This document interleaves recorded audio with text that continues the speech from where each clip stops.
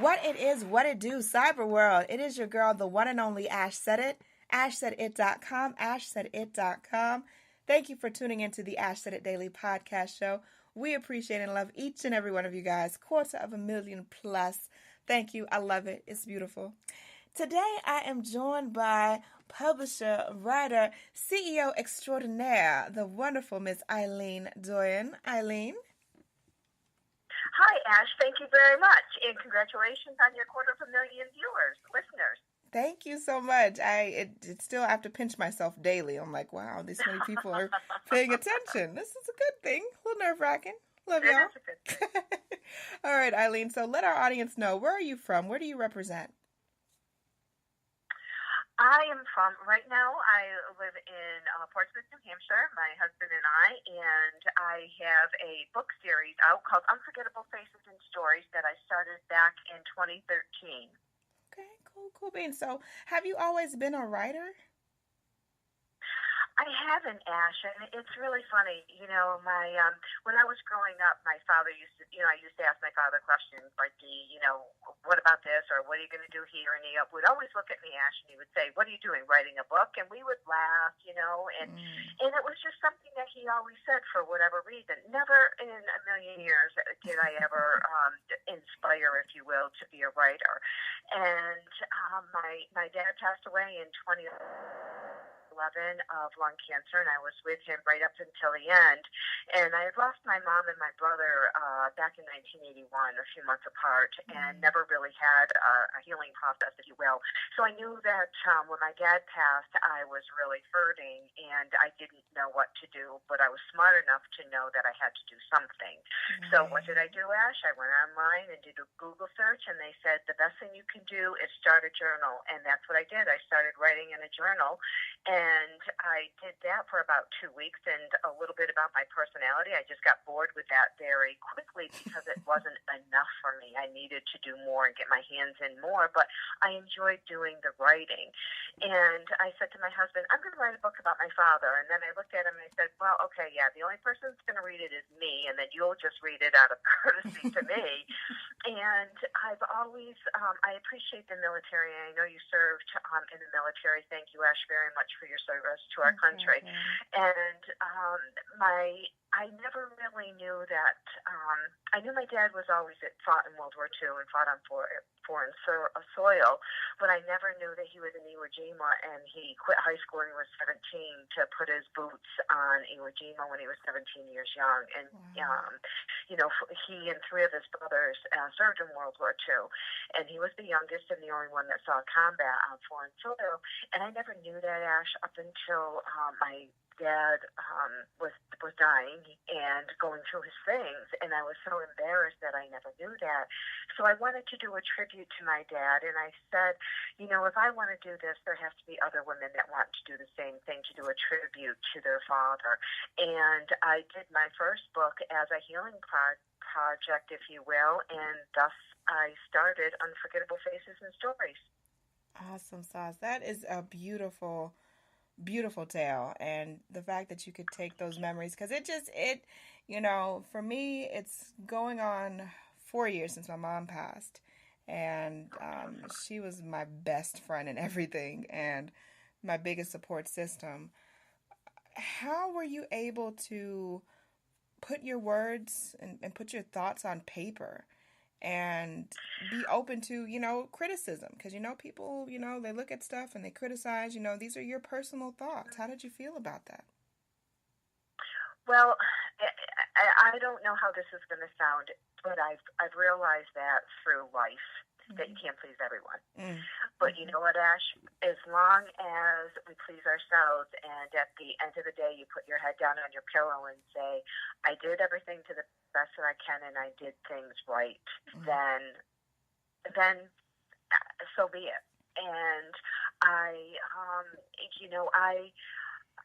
I love, and I just wanted to dedicate something so much to my father so that he would be proud, and that I really try to do a good job to say thank you to people if I see them out on the streets or the grocery store. I go up to, people in the grocery store. My husband just lets me go off, and and I'll be standing there crying with this older gentleman. Stranger, He's got the Vietnam, and when we start talking, and he's like, "Oh my God, thank you. No one's ever said that to me," and I never thanked my father. So I just wanted to thank him on paper. So that became very easy to me because I think we as people, we all have stories to tell. You have a story to tell. We all have stories in our lives.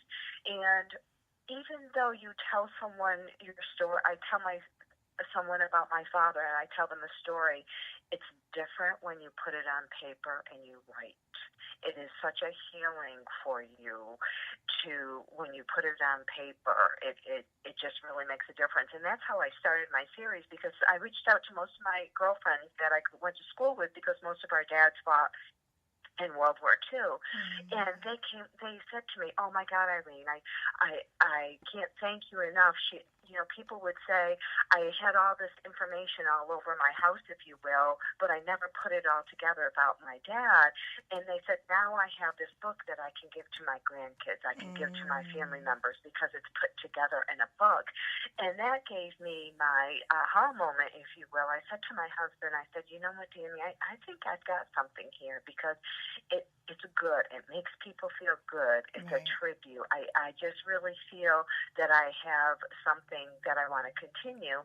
And I started, my second book shortly after I was working on my first one. And as a matter of fact, they came out shortly right after another, was Keepsakes, Treasures from My Heart, where I inherited my grandmother's chandelier that was, she had it in her dining room table, and it was from the 1920s. And my grandfather was Italian and she was Irish, and we used to have big family feasts all the time. And like I had mentioned, most of my family, had passed.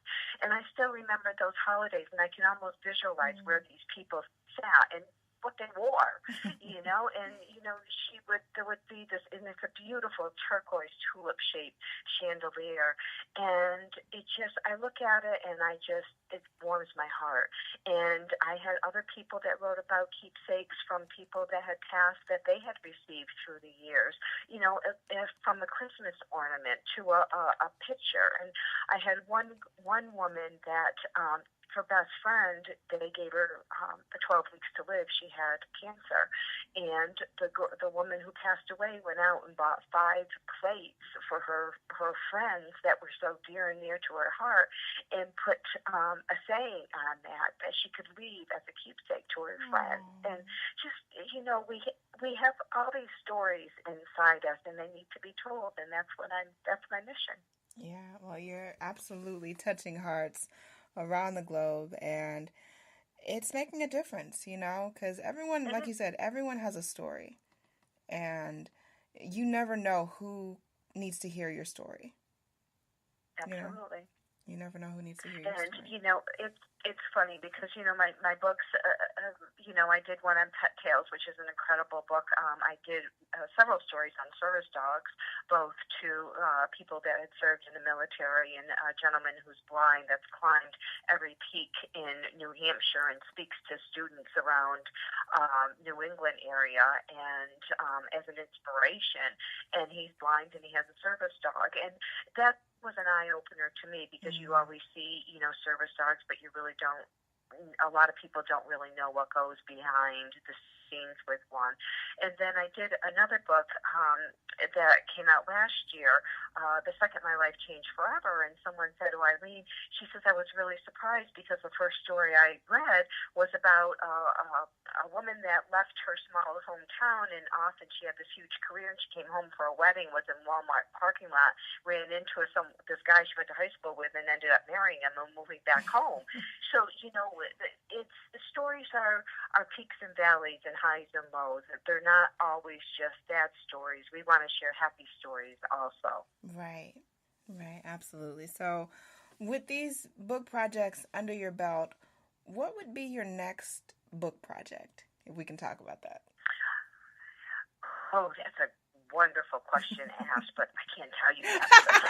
I thought I would ask. I thought that I could ask it anyway. Don't laugh. What I do is I do have a theme that I want to do for next year that I will be releasing in January 2018. I would love to come back on your podcast again and talk about that after. But that's what I do. My book, my most recent book, Starting Over: Stories of New Beginnings, just recently came out. I'm actually doing a book launch this weekend, so you can, people can come to my Facebook page and my website, which I'll mention afterwards at the end of your podcast, and we're just kind of having a celebration, if you will, so that people that have written in my books can comment and share their stories, or people that have read one of my books that it's made a difference to their life. Because now I have people that come up to me, Ash, and they say, I'm a published author. My story is published in your book, and they sign their story in my book, and they give it to people, and they are so proud, and they would never have the opportunity to do that if it wasn't for Unforgettable Faces and Stories. Yes, definitely. So I've also had, go ahead. No, go ahead. You're good. I've had a handful of people that have used writing a story in one of my books as a stepping stone, and they've gone on to write articles in magazines. I have 2 people that have gone on to write their own books. So, in however I can help them and get their books out too, I do the best I can with that. So that makes me feel good that I can be an inspiration to people and help in however I can for them. Absolutely. So as far as contributors go, did you run into any, any brick walls or any instances where maybe someone decided last minute that they didn't want to contribute their story to your book? That does happen, Ash. When you deal with people, people change their minds or things happen in their lives. And but all in all, I'm getting a lot of referrals now from people. Just like you in your business, you build and you build and you build, and then you get a referral. Then you build, and you get referrals, and which is great for all. It's a win-win for everyone. But I truly have been very blessed and very successful in regards to getting people to share their stories. What I'd like to get more, each book grows and grows. Mm-hmm. My most recent book, I have 52 people that contributed stories, so I'm pretty proud of that. Wow, yeah. And so, I will hit, my next goal is to hit 75, and then my next goal is to hit 100, and my next goal is to hit, higher than that, just as you're growing your business as well. Yeah, definitely. Well, that's awesome. I'd really appreciate what you're doing, because we need some good news. We need some good messages and good vibes today. So we're gonna claim that. But with your success, yes, Eileen, and everything that you've accomplished and what you've seen and the journey that these projects, I will say, this entity has brought to you, what advice would you offer to any person now that's considering maybe doing a book project? Another great question. I would tell someone, do it now. Are you going to know everything? Absolutely not. Are you going to do it correct each and every time? Absolutely not.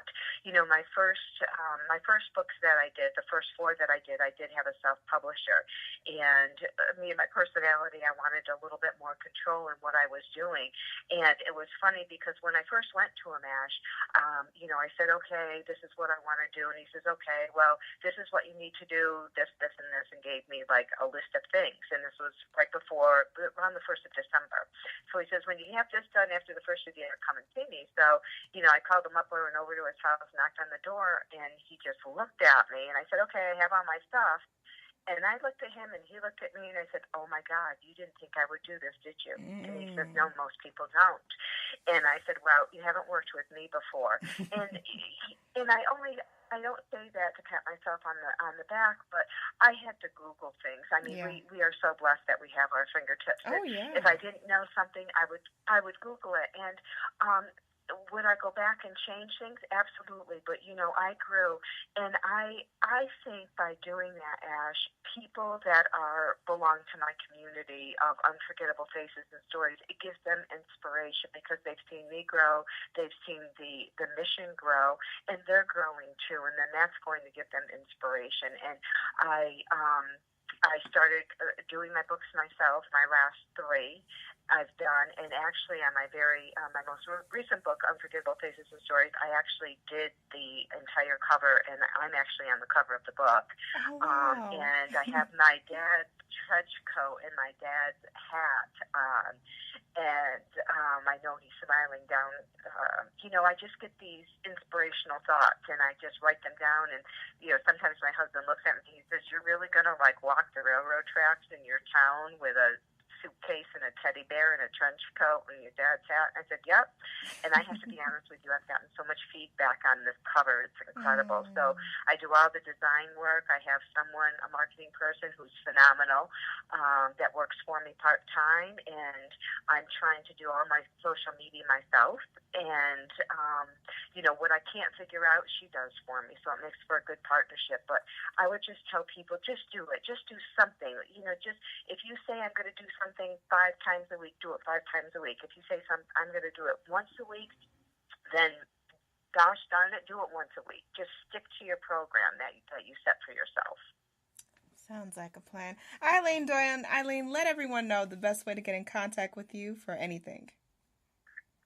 Absolutely. You can go to my Facebook page, Unforgettable Faces and Stories. Please like that and add comments. You can follow me on Twitter at Faces and Stories. I do have a YouTube station, Faces and Stories, and I have website, unforgettablefacesandsstories.com.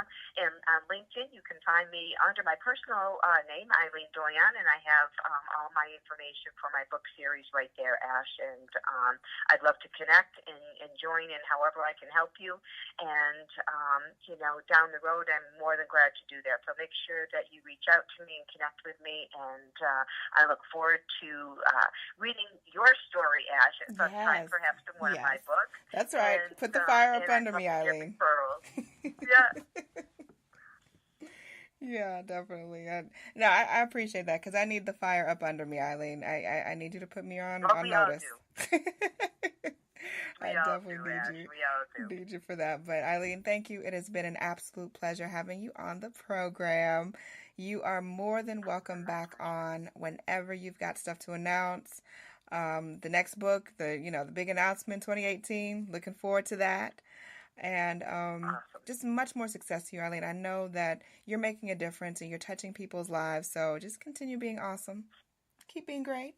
Oh, thank you very much. Thank you so much, Ash. And I appreciate your time and everything that you're doing for people, too. You rock. Thank you so much. Oh, thank you. And thank each and every one of you guys for supporting the movement, which is Ash Said It. That is ashsaidit.com. Wow. Inspirational show. If you're just not tuning in, all right, go ahead and rewind. Okay, go all the way to the beginning because you don't want to miss a moment of this show. Anyone to tell you that you can't do what you want to do, you look them square in the face and tell them, "Don't believe me, just watch. Watch what I do. Watch me make it happen. Watch me make history." Because that's what we're doing this for. We're doing this for the history books. Social media is nice, it's cool, it's fun, but real life is so much better.